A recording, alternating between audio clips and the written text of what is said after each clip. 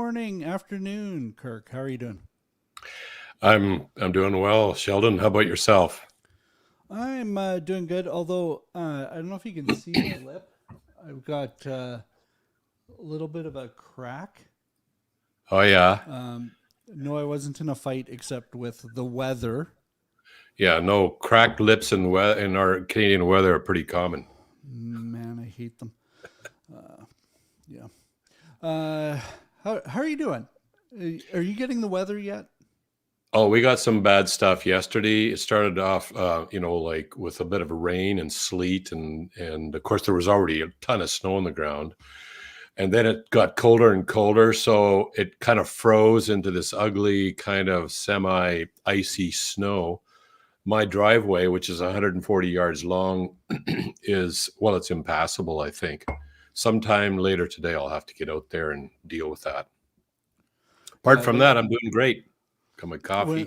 nice. When our snow hit here, I just have a small snowblower, nice little Honda, but I had to take a run at it a few times because the snow was so dense that it was just so hard. It did not want to fly. Oh, I know. So yeah, it was Yeah, fun. I have a lawn tractor with a snowblower mounted on the front, and it's got chains. Plus, I guess it has about 100 pounds of weights on the back. And even then, sometimes it'll just spin because it's just too solid, especially if there's ice in it. So those of you viewers in Florida, um, sometimes we're jealous of you. Not me. No, you don't. You don't like No, the heat. I like winter. I would get bored. Like I have been spent time down further, closer to the equator, and I really miss the seasons that we have up here. It's nice, warm weather's nice, but not all the time. That's like I'd be okay with warm weather about now for about 3 weeks, just because it's been in that -40 yeah, territory. Little bit of up and down on that, but it's been minus yeah. 40 since like 2 weeks before Christmas. We've only had about 3 days of reprieve from that, so Okay. Well, yeah, I I'm I ready. can I can understand. I'm ready. All right, so a couple questions for you before we get into the discussion that we'll have today. Favorite. So we talked about your favorite bird, which brought up a couple questions around that. But you like the outdoors. Where's your favorite place to go? Well, I mean, there's so many nice places out there. That's really tough to narrow down, but I would definitely say far from people. That's one of the first criteria. We started going into remote wilderness, my wife and I. Actually, it's my wife that talked me into this way back, like we're talking 30 years ago. She doesn't like And people either. what? She doesn't like people either. Well, she likes people a lot more than I Okay, do. okay, I like okay. people. It's not that I don't like people. It's just that it's nice to get away into the wilderness where there's no people. And so my kids, they grew up. I have six of them, by the way. They grew up with, if you ever saw somebody out in the wilderness, that was a disaster. Like you want to go so far out. You don't see anybody for days at a time or a week. So the northern Canada, where there's lakes and trees and stuff. Now, if I was traveling somewhere just for a more like a normal holiday, Newfoundland. Everybody needs to go to Newfoundland. It I've is never been to amazing. Newfoundland. Oh yeah, I lived on the west coast of Canada. It's very beautiful, but it's kind of like the same kind of beauty all the time. Newfoundland is just amazing. So, what It's is it about Newfoundland? From what I heard, it's a it's rock yeah, in there's the a lot middle of of the rocks ocean. there, but there's a lot of differences. Like there's just this gorgeous the sea, the hiking, the people. The people are real down to earth, very different from West Coast people.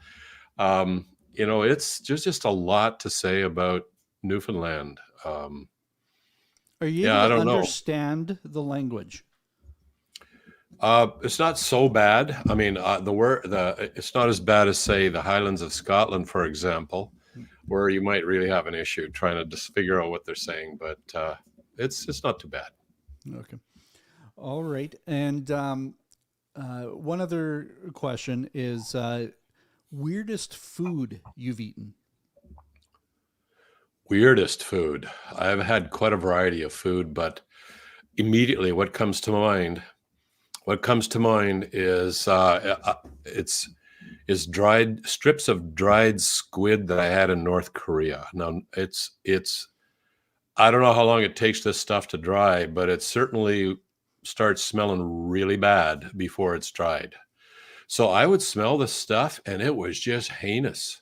Like, I grew up on a farm, and I know what dead cows smell like when they've been sitting there for, let's say, a week. And I was smelling something like that, except it was more fishy. And I didn't know what it was until we went to a fancy picnic dinner and they served it. And of course, when you got to be polite, you got to eat everything. So down the hatch with this dried squid, and it was hard like leather, but I could still, the fumes later on that night, as I breathed out, the fumes were still coming through my nose. I could still smell that smell. So that's probably I don't know, probably Was the the weirdest. taste okay? Like, did it taste like a venison or more like a rubber tire? It just tastes like really dried out fish, Mm. fishy kind of. It doesn't really get me excited at all, but apparently it seemed to be quite the snack in North Korea. Mm. People like it. Interesting. All right. Okay, so talk to me a little bit about in the description of the stream. We've got some links to a interview that you did about an article that you did. So first, why don't we Yeah, start with the article? This sure. is popular. Um, Yeah, if you figured out why, and well, first, what's the article about, and then why is it so sure. popular? Yeah. So in the mid 1930s, a book was published by a social anthropologist who taught at Oxford and I think also at Cambridge, by J.D. Unwin, and it was called Sex and Culture.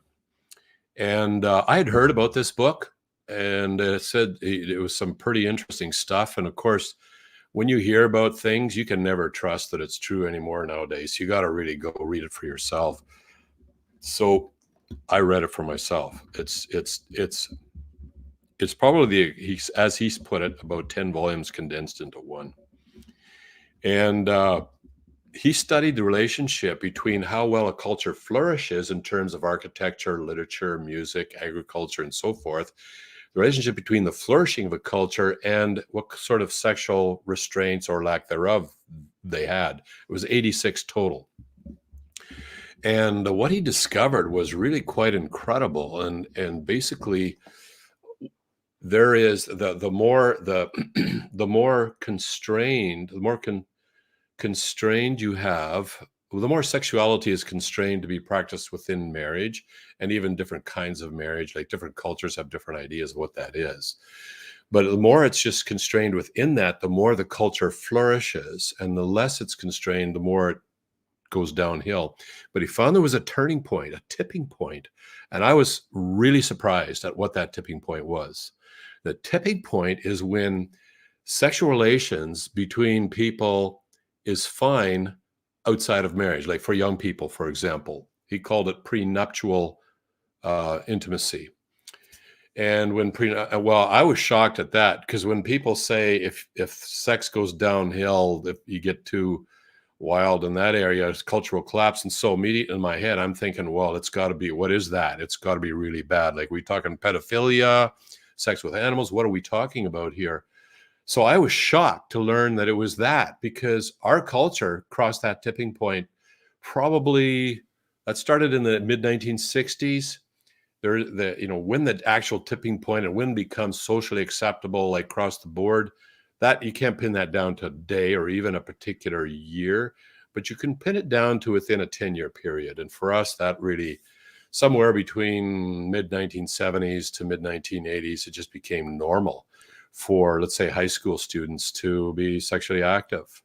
So what happens Kirk, here? is this Unwin guy a priest, or who is this Unwin guy? Is he, like, it sounds like he might be obviously a Christian, because he's saying that premarital or prenuptial sex is the downfall of society. Tell me about this guy.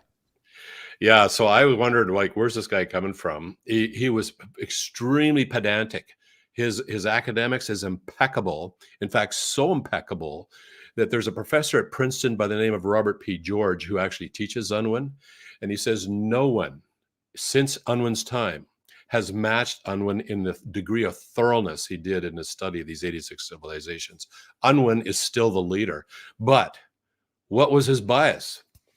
It was pretty, as I read the book, I would say that if anything, like the way he talked about, say, Christianity, for example, was not at all, there was nothing positive about it, nothing. In fact, some of the ways he referred to it, I don't think he ever refers to Jesus by name. If anything, I sensed he was either an agnostic or an atheist, but let's just say an agnostic.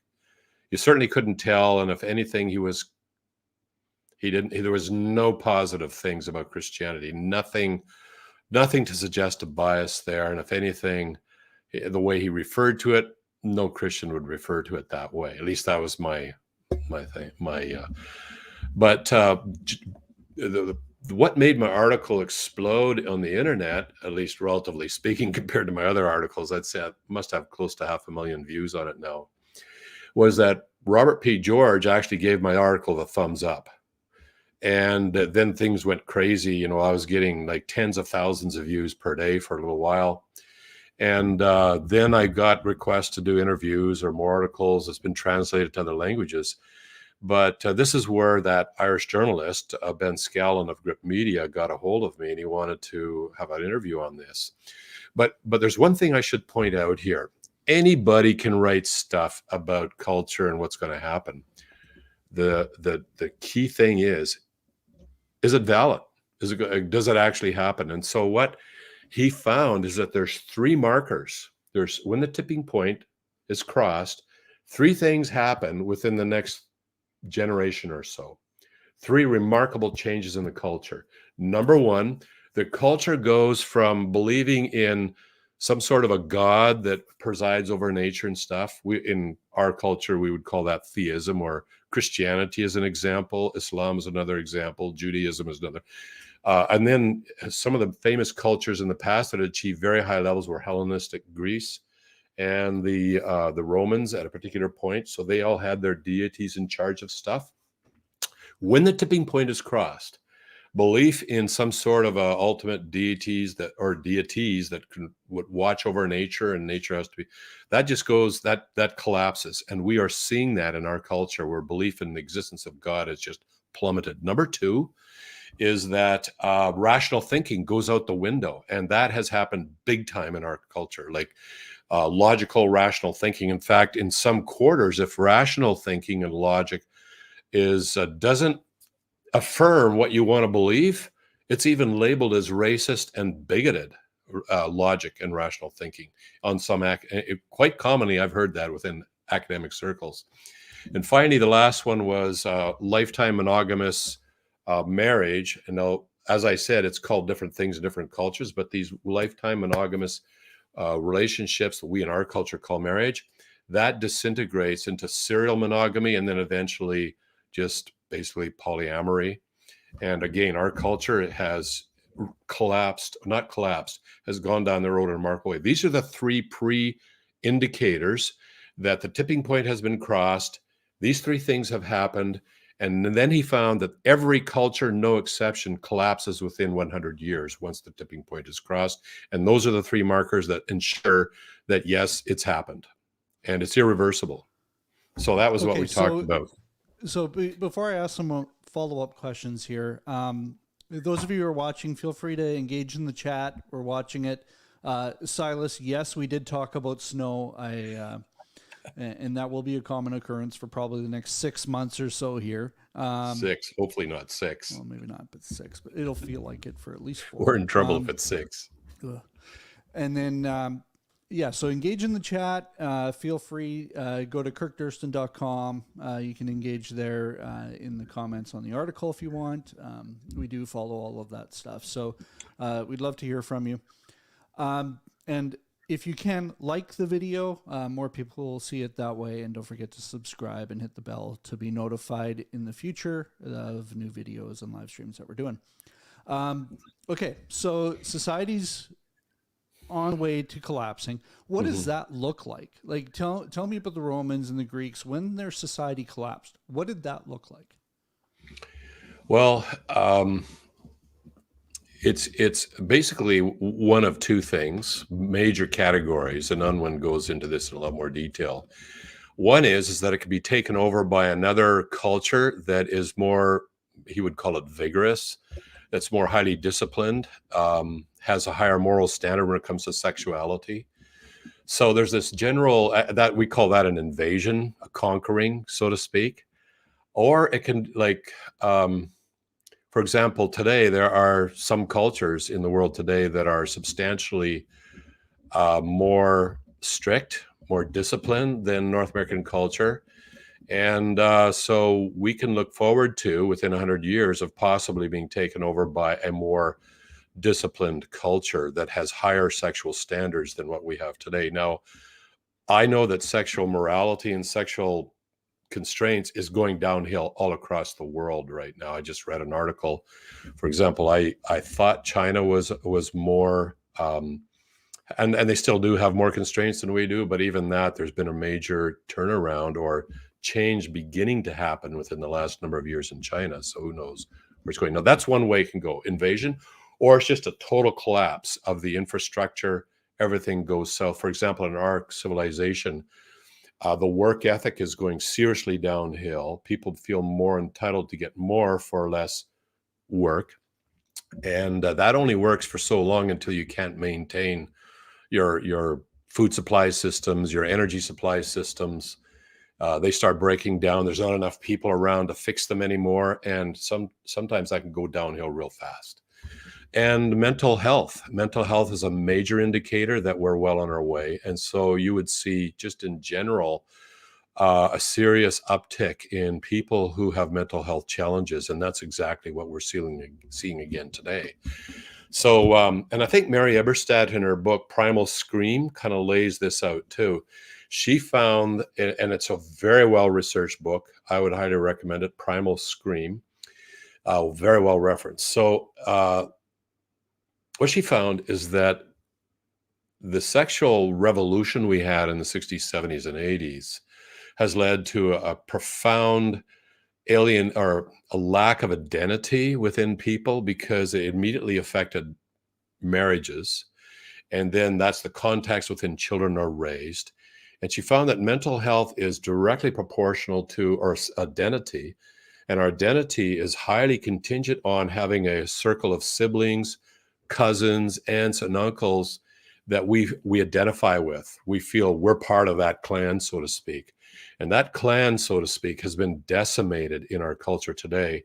And when that's decimated, one's personal identity is pretty much annihilated. And when that happens, the mental health challenges just explode in our culture.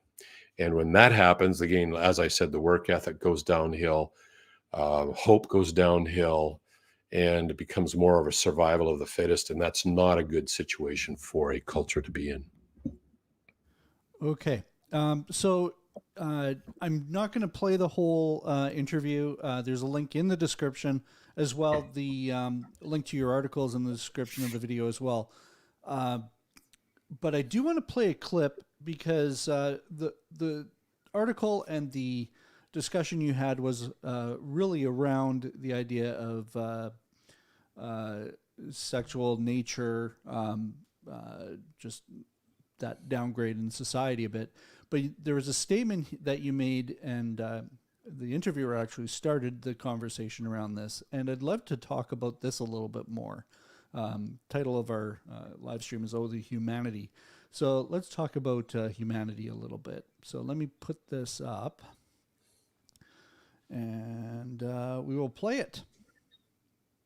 In a weird way, the advocates for the sexual revolution, they're far more anti-human than those who are opposed to it. That the narrative, or I suppose the mantra of the whole movement is, well, people should just do what's natural to them. And what I say is, well, yeah, we should do what's natural to us, but what is our nature? We're human beings. We're not dogs. We're not animals. You know, we shouldn't just run around having sex with everything that moves.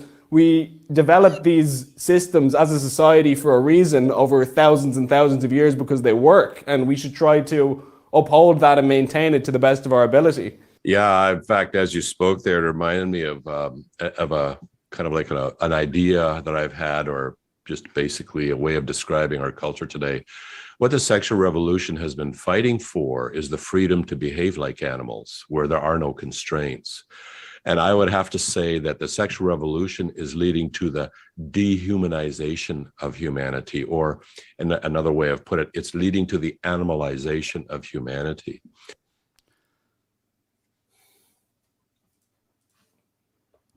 Okay. What is humanity? What is the difference between humans and animals? Yeah. Well, I mean, some would argue that there is no difference.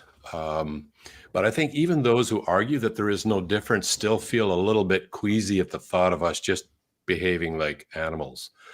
Now, they would say, well, animals behave quite nicely. And I think if they say that, they're just not very much, they don't know animals very well, because they don't have a black lab puppy. I can tell you that.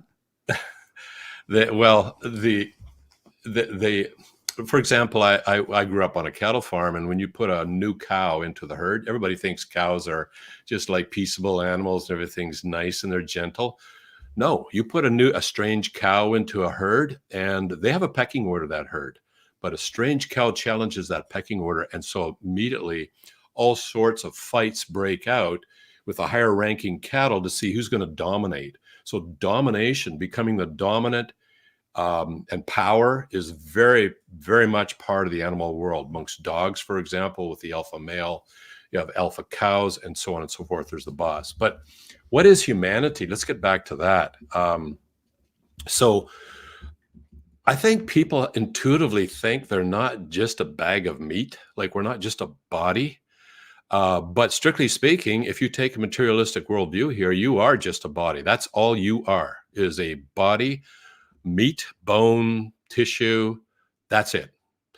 And so if you are just a body, it would make no sense really to make up rules that sort of inhibit your pleasure and enjoyment, on the face of it at least. So, but if we're not just bodies, I think even a materialist would say, well, we tend to have social groups. And how do you get along best in social groups? And then you start to see, well, maybe we actually need a few, at least unwritten rules to get along together.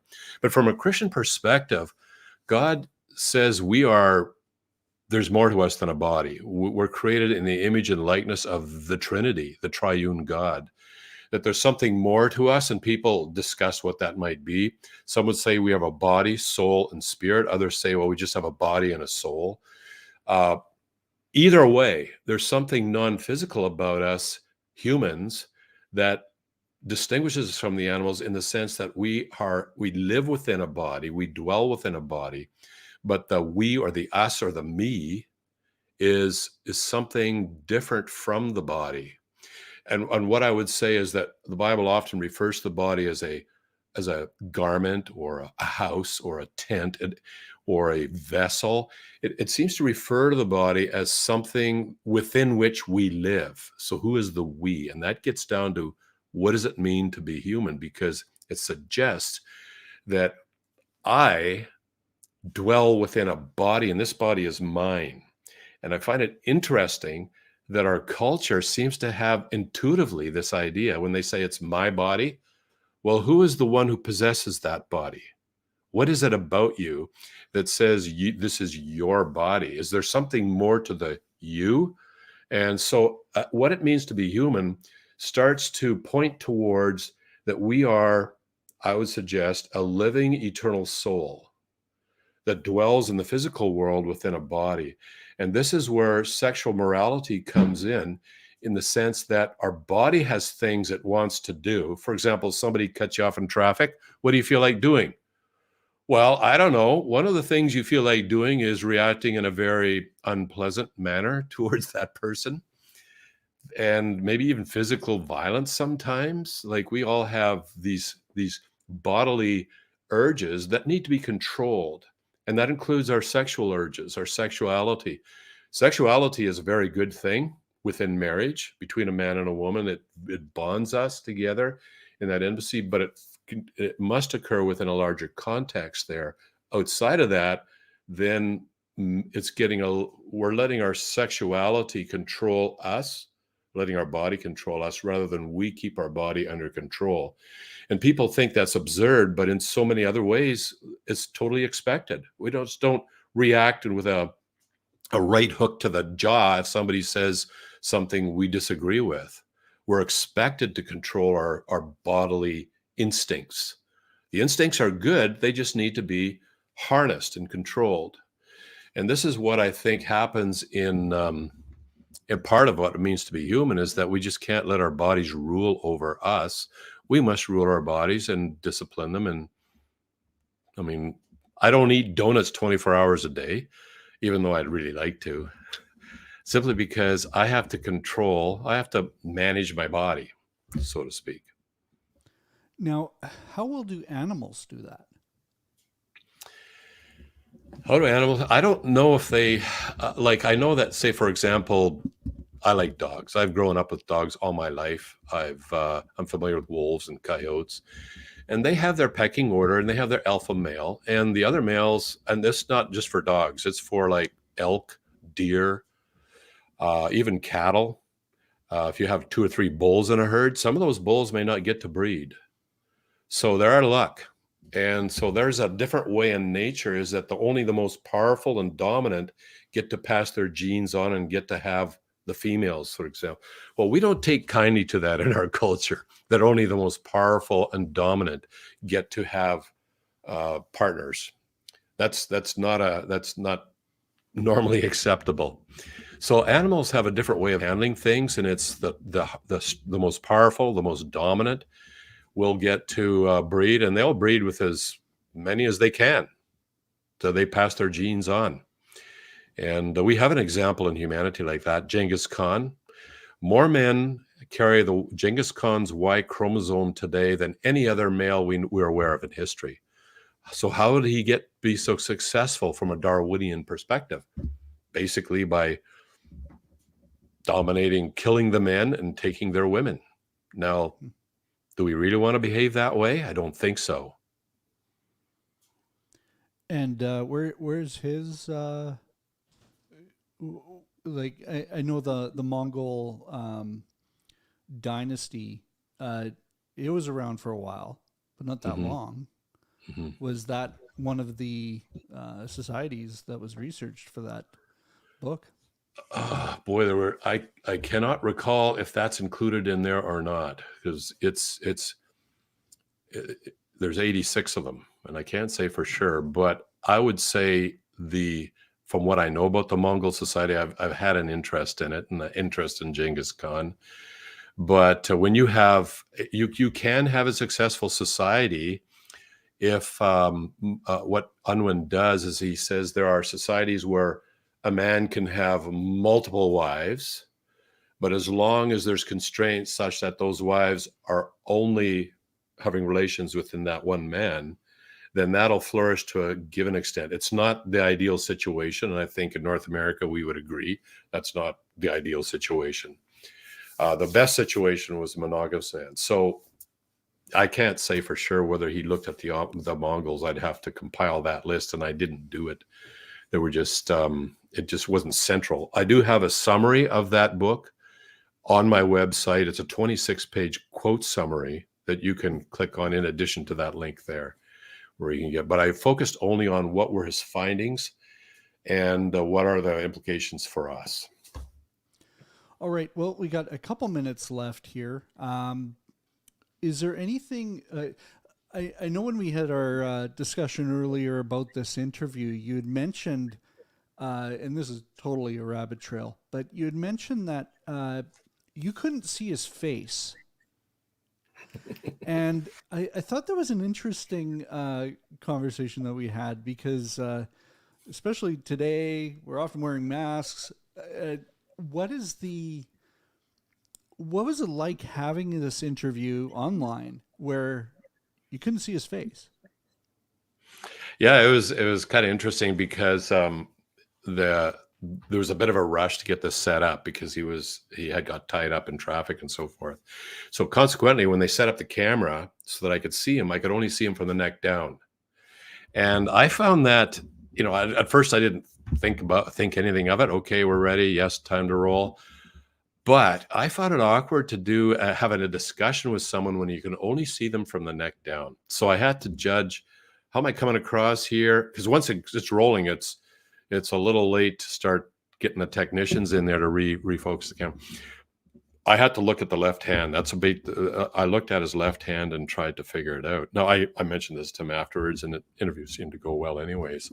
I think it would be better if I could see a person's face. But the interesting thing is how much we interact using the eyes, facial expressions, and so forth.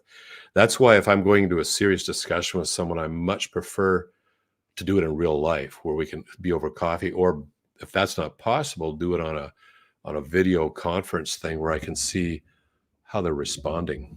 If they want to say something, if what I'm saying doesn't make sense, And I did notice that in this interview, he was giving you a lot of softball questions. You were very similar viewpoints on a lot of it, so it wasn't a debate in any way. No. Have you ever had a debate where you couldn't see the other person, and what was that like? Oh, well, a ton of online, discussions on social media where people say this and then you say this. And I find that it's just a lot harder to accomplish anything. And even people misunderstanding what I said, like they said, oh, is that rude or is it not rude? For example, you can say the same thing with a face and it comes across totally different than if the face is not there. So yeah, I've had a ton of online. Now in real life, I've had a lot of formal debates with different topics like the existence of God, and even within with Islamic, for example, with several different imams on who is Jesus Christ. But those are much more collegial because you can see each other. When you can't see a person's face, then you really have to. So, I mean, the interview went great simply because, as you said, it went. There was a lot of agreement by the interviewer, and I didn't know that ahead of time. I knew that he's on the conservative side of things. I knew that. So, but it is tough. And it reminds me a lot of Twitter, because a lot of the cancellations and different things that we've seen have been, in fact, there's two recently. A guy in Georgetown Georgetown University made a comment on Twitter about the Supreme Court thing that's going on in the States right now. He's in the process of getting canceled. It was just bad wording. But because you're limited to not only just characters, but tone, you don't hear tone. Yeah. You end up in a lot of extreme viewpoints and stuff that really aren't that extreme, but because you don't have those other communication signals, it's often the worst is taken from what you're saying instead of in fact, I would say that's an example of the dehumanization of our culture. Animals don't spend like 5 minutes explaining something to the other one. They go on very, very short, we would call them sound bites. It could be a sound bite. It could just be a look. It could just be a position. And that's and the other animal reacts. So there's just a short signal sent. Then there's the reaction, either run away, stalemate, or attack. That's the way it's becoming in our society. See, people are, as rational thought collapses, people are expecting that I get asked questions. Like I did a master's in philosophy, for example, on the problem of evil and suffering. And I spent several years on that. And I read tons of books and papers, all the papers extending back for decades. So they say, so explain this. And I have like 1 minute to do it. And if I can't explain it in 1 minute, they think I'm totally bogus, because the expectation as the culture loses the rational dialogue is that everything should be tweets, sound bites, and you can do it in one sentence. And the other symptom is that they don't have the attention span to go longer than that. I'm generalizing here, of course. There's still a good core of people that love this dialogue and they have a long attention span. But so, and then their action can be brutal. Like I'm thinking, wow, like why don't you cut some people a little bit of slack, allow them to maybe clarify this or whatever. But no, the reaction, particularly from the left end of the spectrum in our culture, can be swift and brutal and deplatform and fire them and whatever. So it's And another I'm sign seeing of now where we're going. with even the right reaction now, it's, well, we got to fight in the same way. Otherwise, the Yeah. left will never understand. And so, yeah, you get the It's shooting on unfortunate. both It's sides. unfortunate that, you just kind of get sucked in. And I get sucked in sometimes too. I've said things that, oh man, like they're not necessarily horrible things you're going to get deplatformed for, but they're impolite things. They're ungracious things. It's very tempting to when someone just snaps at you, just give them one back. But we can't function that way. We have to cut each other slack and listen to what even in this COVID debate, I'm listening and I'm watching. Why is all this hate exploding? And I think the problem is that people don't take the time to understand what's behind the other person's, what they're thinking of. Thanks, Gabe. He says I'm not totally bogus. That's because you got to know him a little bit, Gabe. If you don't know Kirk, no, I'm just kidding. Another term comes up a few times in the video, and I know you've used this in the past as well. The term flourishing. Yeah. And when I'm thinking of a society that's starting to go downhill, and depression and all these things are coming up, the term flourishing becomes something that it would be a nice to have. I would love to flourish in my job. I would love to flourish in life. But when hope is gone and those things, that term flourishing sort of becomes this isn't going to happen for me now. Can you go into that a little bit? Yeah, flourishing is an interesting kind of subjective thing almost, but no, he measured it in terms of agriculture, architecture, and music and literature and so forth. But really, when you ask the average person today, they're even more interested in how am I doing personally inside? Like, am I feeling fulfilled? Are things going well with me? Is my mental health right? Just 100%? Am I enjoying life? And that seems to be more to the core of individual flourishing. So I would say a lot has to do with one's spiritual well-being. Obviously physical is important. Food, housing, water, am I got protected from the elements? So that's important in flourishing, but that's not the only flourishing there is. I'd say a good chunk of people in North America are flourishing or fine in the area of physical, but not doing so well in the area of spiritual or emotional or mental, at the level of the soul. And I would say the mind is part of what I would call the soul. So that, I don't know if am I going in the right direction with this, Sheldon, this internal flourishing that's so important? I think so. I wanted to bring it up because people that are going to watch that interview, the term is going to show up. And so I thought it would be good to bring it up. And I know even Sam Harris has used the term. Other people have used the term flourishing as sort of a goal or and desire. And so, I think it's a desire. To start the definitely. conversation. We might need to go into it in a future video as well. Yeah, certainly a desire. The question is, people have different theories on how we can make that happen.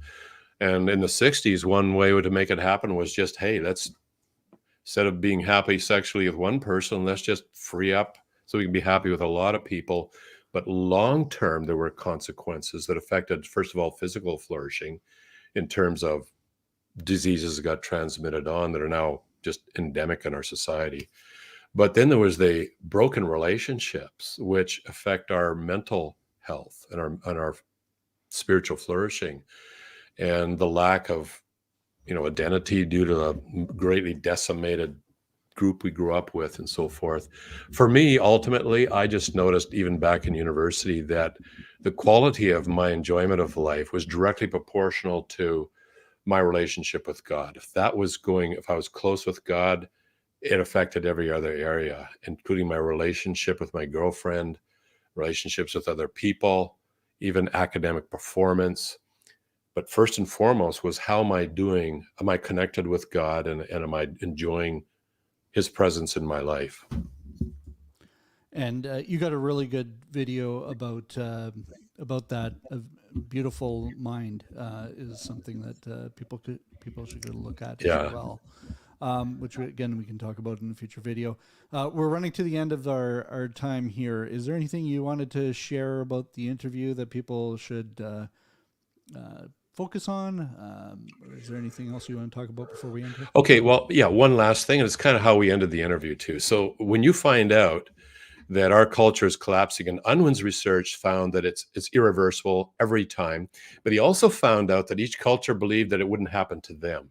And so I'm pretty sure that's going to be the reaction. Well, it's not going to happen to us, despite what we're seeing going on around us. So it can be depressing. But what can we do about this? Well, we could have divine intervention and massive spiritual awakening and so forth. But one thing I can do something about is, how am I doing? How am I doing? And I think that's where we can just focus. How am I doing in my relationship with God? And that was the first great command that Jesus gave us. And the second one was to love our neighbors ourselves. So that raises the question, how am I doing in my relationship with other people? And so maybe I can't reverse by myself. I can't save the world, but I can at least take the right steps in my own personal life and the people that I relate with personally. I want to throw this in. Gabe just said this. Almost at a time, throwing this in, there's been a correlation with degradation and drug use as well, it seems, or cultural collapse in drug use. We're not the only culture that's ever discovered, drugs. And I just look at the people in my life that have gone into drug use as being an escape. It's often, I need to escape. My mental health is not good. I'm not going to say that all medical No, things there's good medical use that, but there are people that allow the drugs to control them and take them away from and the question is, why does it become a problem in cultures that are collapsing? And I think there again, it's that hope disappears, mental health challenges increase, and you just need something to help you make it through the day. Like, you need some happiness, and drugs are a way of, kind of dulling the pain, providing some sort of happiness, so to speak. But it never goes well in terms of the consequences regarding relationships, the work ethic, designing spaceships to explore the planets. It doesn't go well. Awesome. Well, great conversation. We will see you again next week. We did change the time. We were doing it Friday mornings. Now we're doing it Thursday around lunchtime for the Eastern Central Time. Let us know in the comments what you thought about the video. Like us, and don't forget to subscribe. We will see you again next week. See you later, Kirk. Yep. Bye for now.